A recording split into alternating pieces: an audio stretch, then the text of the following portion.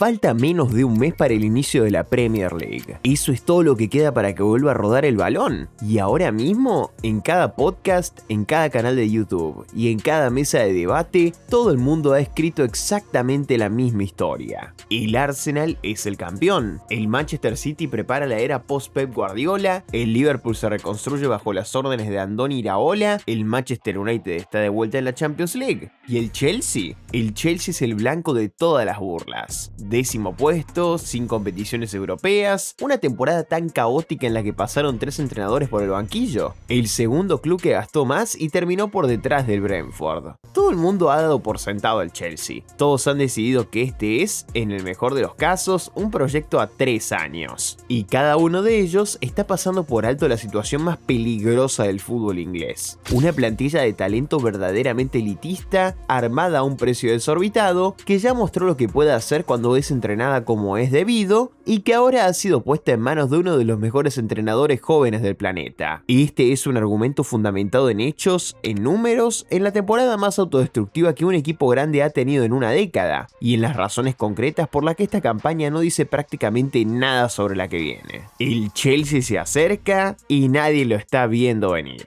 Antes de entrar en tácticas, fichajes o nombres propios, empecemos con una cifra: 23,4. Esa fue la media de edad de la plantilla del Chelsea la temporada pasada, 23,4 años, con diferencia la plantilla más joven de la Premier League, batiendo además el récord histórico de juventud de la competición. En su momento todo el mundo usó esa cifra como un arma, decían que demostraba que el modelo de captación estaba roto, que el Chelsea había comprado un almacén lleno de potencial pero sin futbolistas de verdad. El 10º puesto parecía confirmarlo. Pero esto es lo que ese número significa de cara a este nuevo curso. Cole Palmer tiene 24 años, Moisés Caicedo tiene 24, Enzo Fernández tiene 25, Levi Colwill tiene 23, Malo Gusto tiene 23, Estevao William tiene 19 y ya es uno de los atacantes más desequilibrantes de la liga. Jorrel Hato tiene 20, Josh Acheampong tiene 20. Todos y cada uno de estos futbolistas afrontan esta temporada siendo mejores de lo que eran el Sarral anterior. No es optimismo. Así funcionan las curvas de rendimiento y madurez en el fútbol. Una plantilla de 23 años en su primer año es un riesgo. Una plantilla de 23 años en su tercer año, con 100 partidos de Premier League acumulados en sus piernas, es un arma mortífera. El bloque con el que el Arsenal ganó el título es exactamente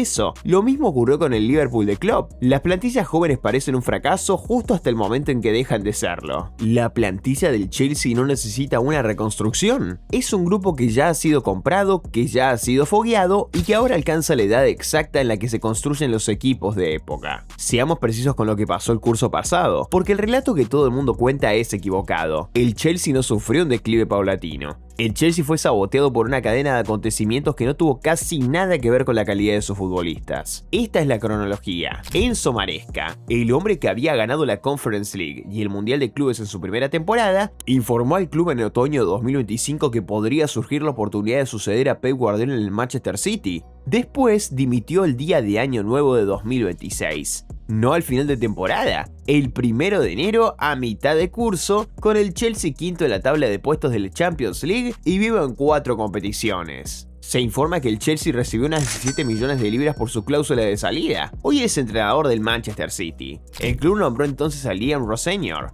Fue una catástrofe. El Chelsea encadenó 5 derrotas consecutivas sin marcar un solo gol. Algo que no le ocurría al club desde 1912. Eso fue hace más de 100 años. Rosenior fue destituido en abril y Callum McFarlane asumió el mando de forma interina. 3 entrenadores, una sola temporada. Un equipo que acarició el liderato y que marchaba quinto el 1 de enero, acabó 10º. El comunicado oficial del propio Chelsea posterior fue contundente en su franqueza. Describieron la campaña como enormemente decepcionante y señalaron directamente a la falta de compromiso de su ex entrenador como la causa principal. Ahora viene el análisis táctico y numérico que importa más que el drama. La diferencia de goles del Chelsea la temporada pasada fue positiva. En el momento en que Maresca se marchó, estaban a 5 puntos del líder y en zona Champions. El colapso no fue una pérdida paulatina de nivel, fue una caída libre con fecha y hora de inicio.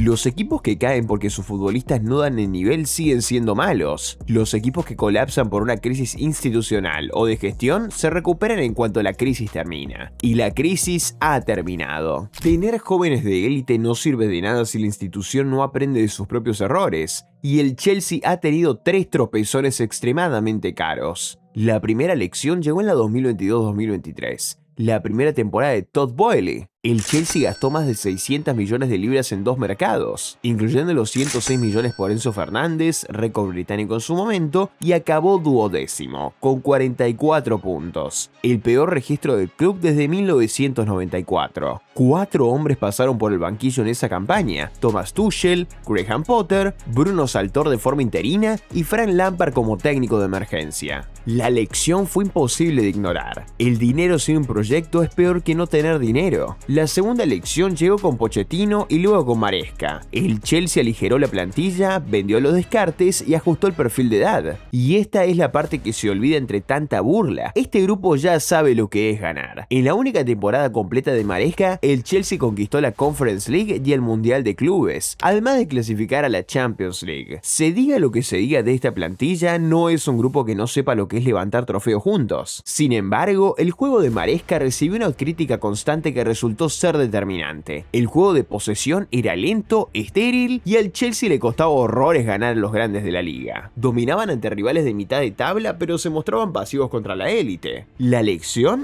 La juventud y la estructura no bastan si no tienes a un entrenador capaz de imponerse en las grandes citas de la Premier. La tercera lección la dejó la propia temporada pasada. El Chelsea aprendió que un entrenador con la cabeza en otro sitio te arruina el año y que fichar un relevo a toda prisa por puro pánico empeora las cosas. Cada uno de esos 3 problemas ha sido solucionado.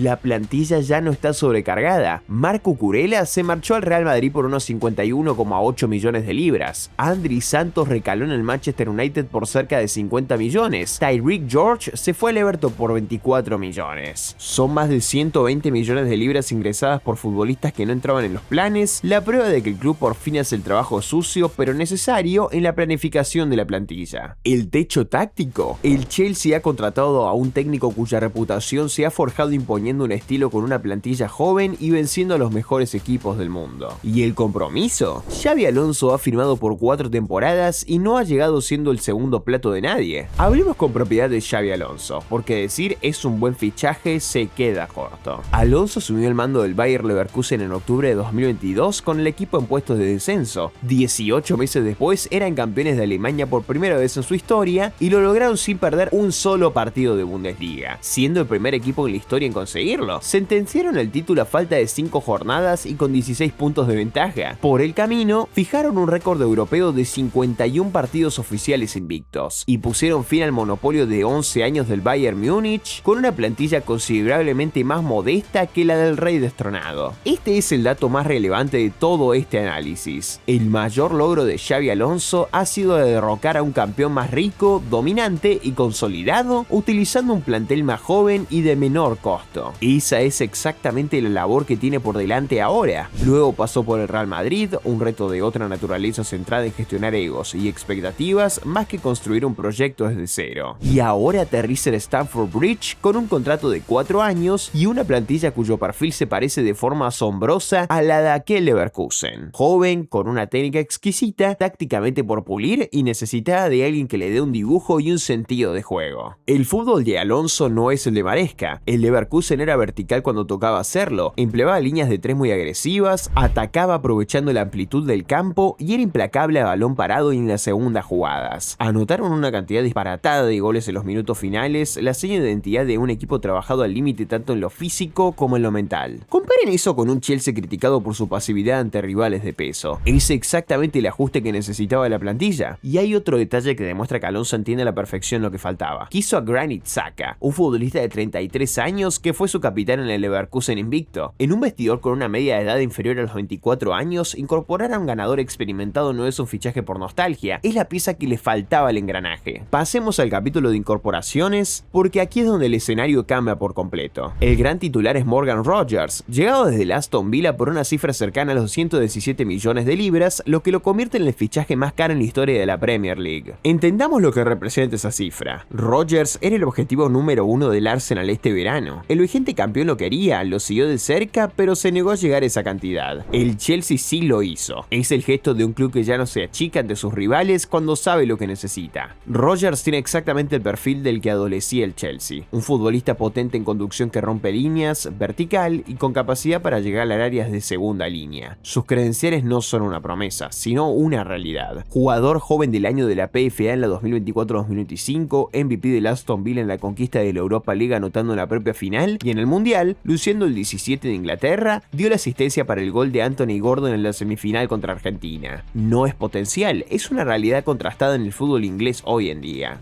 Mike Penders, guardameta belga, fichado desde el Genk por unos 17 millones de libras y amarrado con un contrato a largo plazo hasta 2032. Tras disputar la última temporada cedido en el Estrasburgo dentro del ecosistema Blue Cow, el imponente arquero de 2 metros de estatura llega avalado por un curso de máxima exigencia en el fútbol europeo. 50 partidos oficiales jugados, afianzado como titular en la Ligue 1, pilar en las trayectorias de su equipo hasta semifinales tanto en la Coupe de France como en la UEFA Conference League y seleccionado nacional por Bélgica para disputar el Mundial. No llega como un proyecto por hacer, sino como un portero ya fogueado que ahora dará el salto a la élite continental.